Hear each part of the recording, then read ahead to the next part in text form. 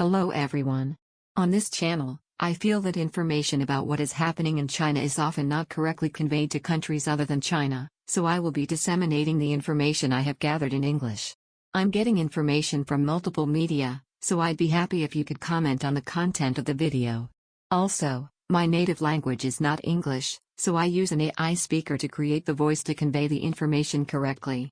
If you like it, please subscribe to the channel and support us. This time, I will explain about the fact that China's battery share is quite large in the world of electric vehicles. Perhaps many Japanese don't realize that China has a share of electric vehicle batteries. China says that China's electric car battery exports are amazing. And China is saying that it will take over the world's automobile market in the future. Behind this is the situation in each country where many automobiles are used. Developed countries have a direction to reduce CO2, so unless this direction changes, the demand for electric vehicles will increase. China quickly jumped on the bandwagon, and its market share is growing because it is suppressing the demand for batteries, which are the engine parts of electric vehicles. At present, China is holding back lithium-ion batteries. In order for electric vehicles to spread, there is the problem of what to do with the charging infrastructure. Also, some people think that if a lot of CO2 is emitted when generating electricity, it is the same as a gasoline car, so it is possible that China will not be able to do what it thinks. This time, I would like to talk about the Chinese Communist Party's focus on a certain point that many people are not very aware of. That is hydrogen energy.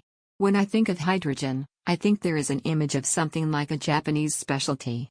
This is not only the opinion of Japanese people, but there are also people on the Chinese internet who write that although China has announced that it will develop hydrogen, Japan has all the important patents. Under these circumstances, China, which holds the world share in lithium-ion batteries, is actually putting a lot of effort into hydrogen. After understanding that Japan is ahead, China announced that it will focus on hydrogen. This is because there is a trial calculation that hydrogen-related costs will decrease if the main energy source changes to hydrogen. Also, it takes a long time to charge a lithium battery. Therefore, there are various ideas such as replacing the batteries, but if hydrogen is used as fuel, the time required to replenish energy will be greatly reduced. Hydrogen has a huge advantage in terms of charging speed, and there is no problem of resource depletion. Hydrogen can be produced by electrolyzing water, so there are no problems such as depletion of lithium or destruction of the environment when processing rare earths. The Chinese Communist Party has long-term plans, but they are looking at the use of hydrogen. By the way, China has an even longer-term plan to increase the ratio of hydrogen to 10% of the energy it uses by 2050. Furthermore, we have a goal of covering 20% with hydrogen by 2060. In other words, when you think of China, you have the image of destroying the environment and producing rare earths to make batteries, but in reality, they are seriously thinking about the use of hydrogen, which is a specialty of Japan. Hydrogen has many problems. Despite its great merits, it has not been widely used, but research and development is progressing and the problems are being solved little by little. The problem is the production of hydrogen. In China, most hydrogen production comes from coal. Next is natural gas. When hydrogen is extracted from coal or natural gas, carbon dioxide is basically produced. However, this is the most common method of hydrogen production today. Hydrogen is the cheapest to produce from fossil fuels.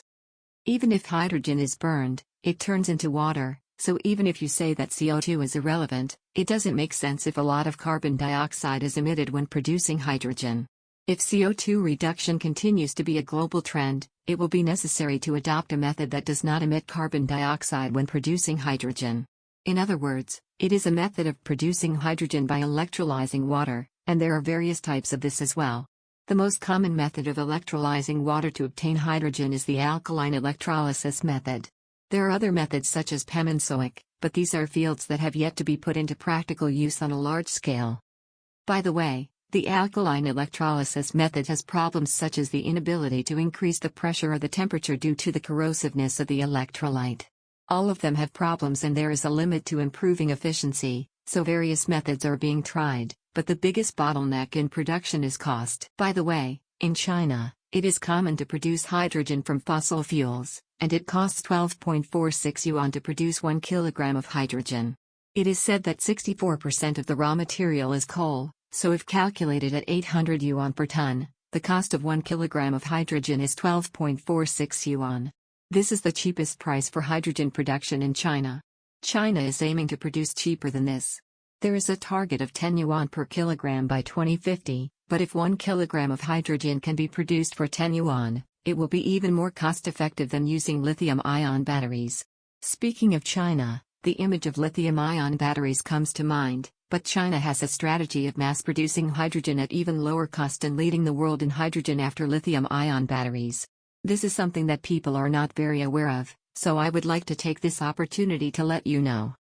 However, to cut costs to this extent, a very large technological innovation is required. There is a lot of basic research in Japan. Japan has been spending a lot of time and money on that research. Whether the results will develop in Japan or be brought to China, it is possible that we have already reached a critical moment. Despite the fact that Japan has accumulated a lot of research results, when it is monetized and sold to the world, if we repeat the pattern of another country selling it, there is no way that Japan will become rich. Also, it is strange that Japan is in the position of importing from foreign countries after all, even though Japanese technology was ahead. Therefore, I hope that this will not happen in the world of hydrogen. Various technologies related to hydrogen are important points not only for the production of hydrogen but also for its diffusion. How to store hydrogen after it is produced. And it's not just storage, it's transportation.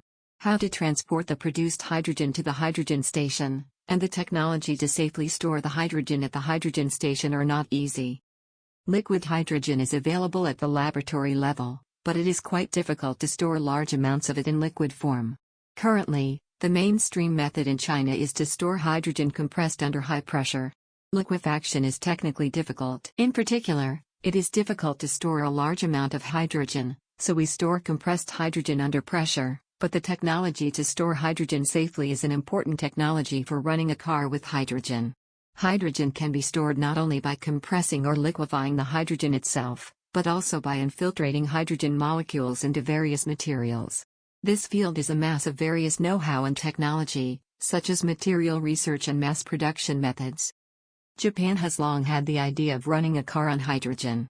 China says it will focus on hydrogen, but China's focus is not just about investing in research and development or increasing the number of personnel. A while ago, a Chinese researcher at a Japanese research institute was exposed. In other words, in the case of the Chinese Communist Party, when it says it will focus on a specific field, it not only conducts research and development on its own, but also steals technology and information from other countries. Japan has insufficient defenses in terms of protecting information, so there is a possibility that it will be stolen. I hope that Japan will firmly protect this extremely important technology for the future, and that both the government and the private sector will be fully aware of the potential of hydrogen and lead the world. And finally, how to use the stored hydrogen. As for the ultimate use of hydrogen, China is also considering using it as energy to run automobiles. In particular, we will start using hydrogen batteries for logistics vehicles from 2022. It's already started, so I would like you to be careful that China has already started it without the world knowing. By the way, when it comes to running a car with hydrogen, there are two ways to do it. One is a hydrogen engine. This means that hydrogen is used instead of gasoline, and the hydrogen is burned to turn the engine. And when hydrogen is burned, it comes out as water, so it's an eco-friendly car that has absolutely nothing to do with CO2. There is a method of actually burning hydrogen like this, but there is also a method of using a hydrogen battery. Although the word hydrogen battery is used, it is actually hydrogen power generation. Electricity is produced by storing hydrogen and chemically reacting it. There is also a way to use that electricity to turn a motor and run a car. As for the structure of the car, I think that the structure will probably be simpler if the motor is used.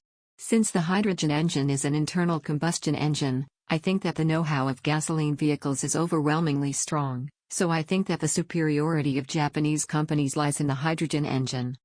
In any case, the Chinese Communist Party has set the final goal of making cars run on hydrogen, so the idea of lithium-ion batteries in China is already outdated.